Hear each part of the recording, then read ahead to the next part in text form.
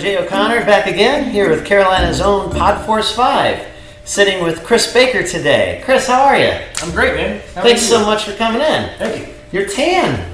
Very tan. Yes, thank you. Just came back from the beach a couple days ago. Yeah, which beach? Yeah, Emerald Isle, North Carolina. Beautiful. Yeah. I love that area. Any shark attacks this week? No shark attacks. My brother-in-law did see a shark while he was at the pier, so they're still out there. Yeah, there's been an uptick in sightings, and with all the drones that people have, they're actually able to see these. It's real easy to spot them now, yeah. A lot more. And I got a chance to go out on the water myself this week, Lake Norman. Not as nice as Emerald, but I think you had probably a pretty nice view too. yeah, I had some good views. But Chris and I met a few years ago at the Carolina Film Community, CFC. Heard about that on this show a few times. And we meet once a month, and it's always a great opportunity to meet a variety of people in the local film industry. Chris, how would you describe what you do for us locally? I know you as a filmmaker, but I know you wear many hats. What is it that you've been busy with recently? I primarily call myself a writer-director, a filmmaker for sure. I've been making short films and other projects for over a decade now here in Charlotte. I mean, really, I've been doing it since I was young, but once out of college and back here in Charlotte, that's what I've been doing. And I work as a crew member on other productions in town, so I've worked on other movies, TV shows, mainly commercials now. Like you said, wear many hats in that arena, but really what I try to do mostly to keep myself busy with is writing and directing my own projects. All right, that's fantastic. You mentioned crew. Chris and I actually worked together this past year on a Super Bowl commercial. It was a Daytona 500 advertising commercial, and that was shown at the Super Bowl.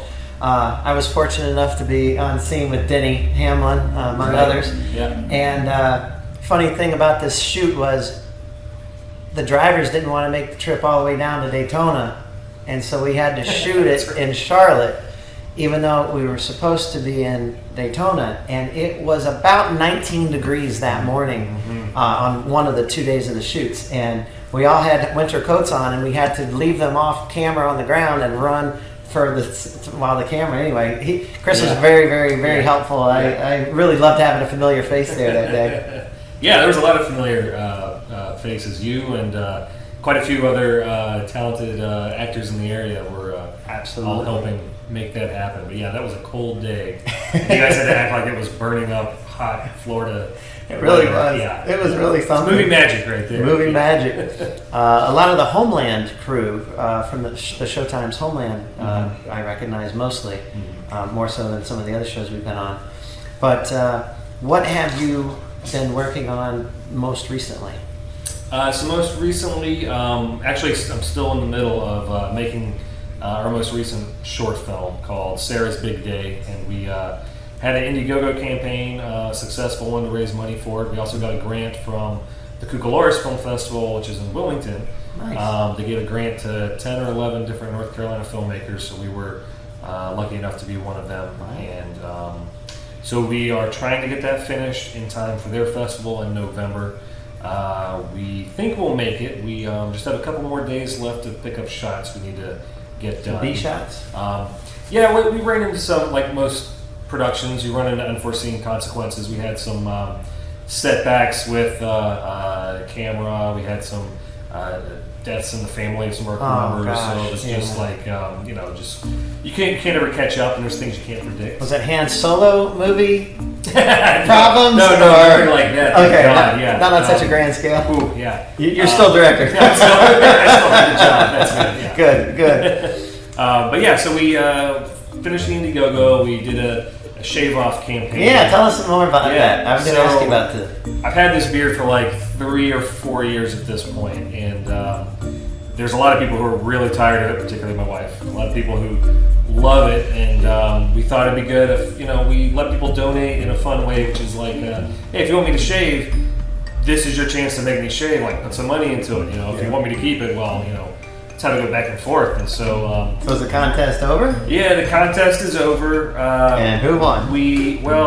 early on, I work with Dale Earnhardt Jr. a lot, and so he donated $200 to keep it. Nice. He loves my beard. He always wants. He's like, if I could grow out a beard like you, man, I would totally do it. But he can't because sponsors and all that. Right. So he donated money, and then someone else came in and donated a lot more money. And did he match it? He did not. Like I don't want to be that guy. He's like, hey, you want to donate some more? Sure. Don't you've already helped out. So Shave It has won. Oh wow! And so sometime this week we are gonna Facebook Live on film, Facebook Live. Yeah, we'll let everyone who contributed and has been wanting to see it happen. What site can they look for?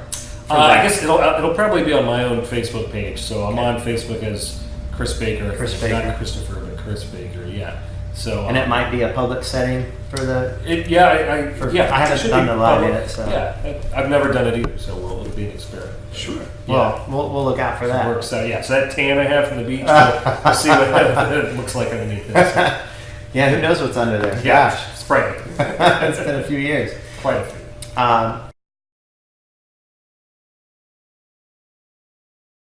What are some of the other past projects that you've really felt connected to? The most recent one we did last year was called The Hidden, and that was we made that specifically for the 100 Words Film Festival, which is another, it's a Charlotte-based festival, but it's international in scope, so you get a lot of entries from around the world, and the basic gist of that competition is you can make whatever you want, there just has to be exactly 100 words of dialogue. So a lot of the short films and projects I've done, like Drawn Together, have some sort of specific parameter. And what I enjoy about those contests is it's like a homework assignment. Not that I like doing homework, but it forces me to think in a very specific way to solve a problem. Right. So if you're just out to make a movie, the world's wide open. You can make any kind of movie you want. Sometimes that can be daunting. Now if someone says, make a movie, but it's got to be like this, then you're like, okay, cool. Now I'm getting better ideas. And so The Hidden was one we made specifically for 100 Words. We never entered that contest before. And we set out to win it, and we ended up winning Best Narrative Short. So we were very happy and proud of that. First go around for you. Yeah, it was a lot of fun. It was a great looking short, and had a great time with everybody we made it with. So that was good.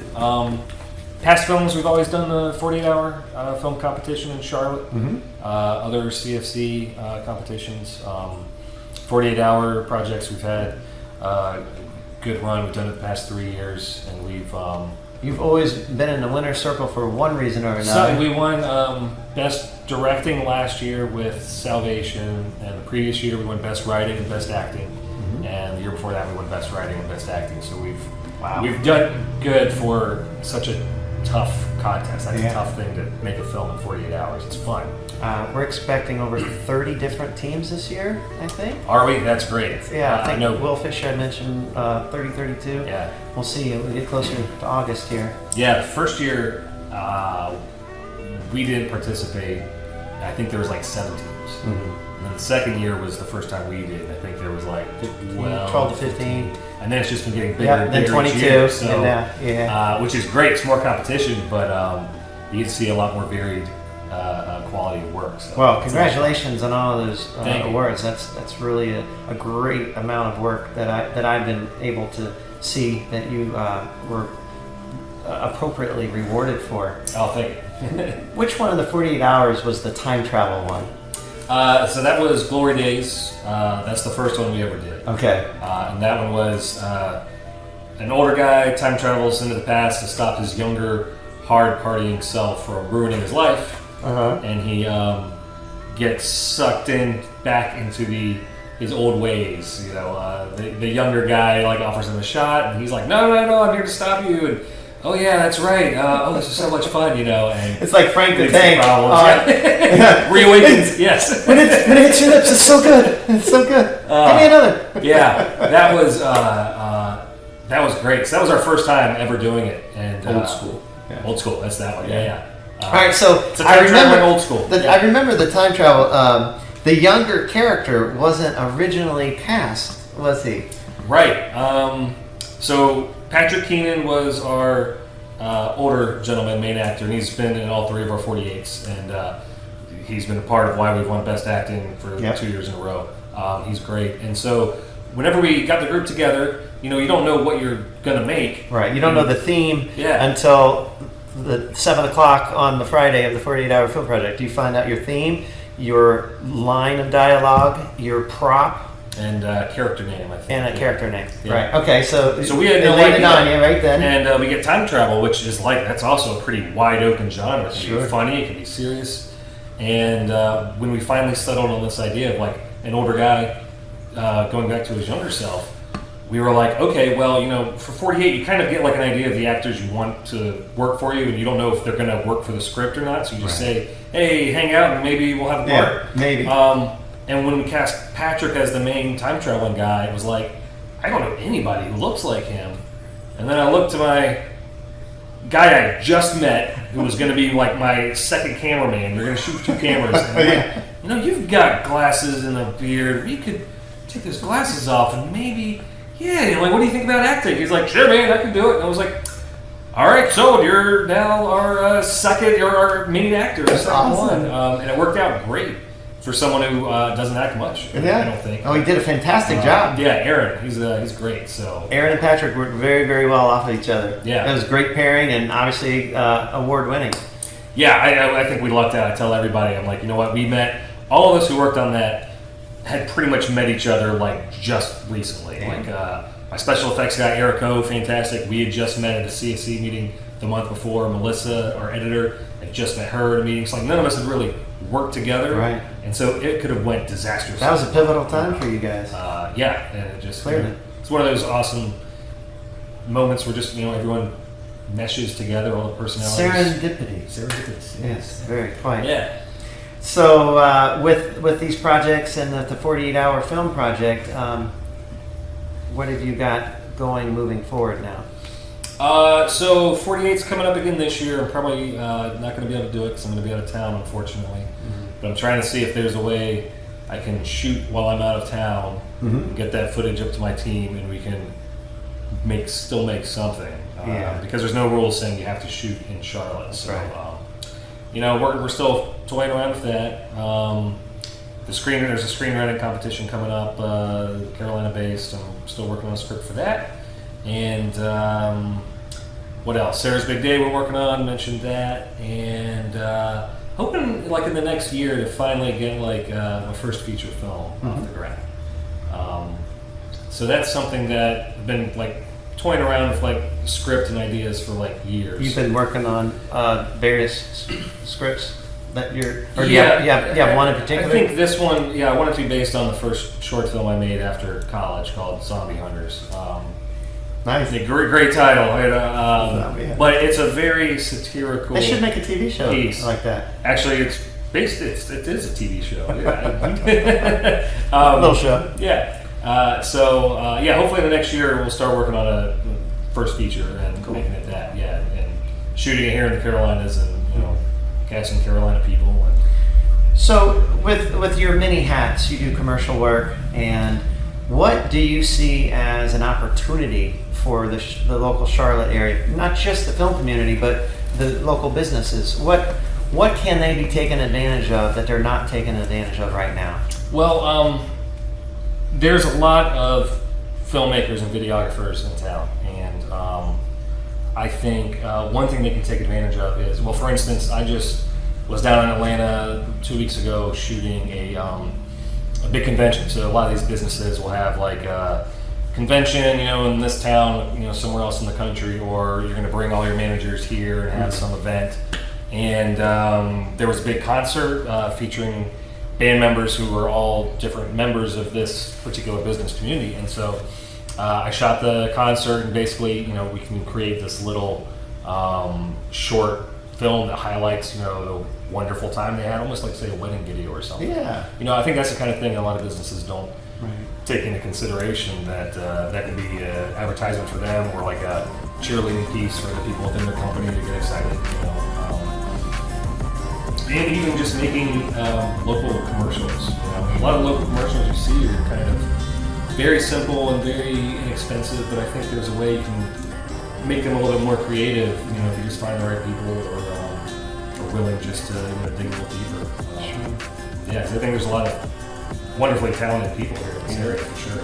Yeah, it is great to be a part of this Carolina, Charlotte area in particular. We really do have a lot of talented friends, coworkers, and acquaintances here, and really glad that you were able to spend some time with us today and share a little bit about what you've been thank doing.